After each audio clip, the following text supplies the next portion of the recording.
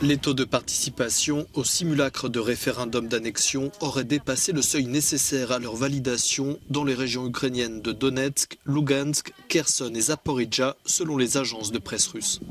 Ces référendums mis en place par Moscou dans les régions d'Ukraine sous son contrôle total ou partiel sont qualifiés de fictifs par les pays du G7.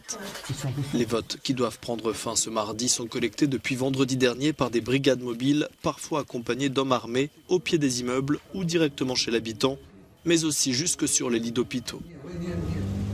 Le porte-parole du Kremlin, Dmitri Peskov, a déclaré que les dates d'adhésion seraient annoncées en temps voulu. Comme pour la Crimée en 2014, les demandes d'adhésion passeront par le Parlement russe où elles devraient être approuvées à l'unanimité. Selon les agences de presse russes, Vladimir Poutine, qui devrait prendre la parole ce vendredi, pourrait annoncer le même jour le rattachement à la Russie des régions concernées.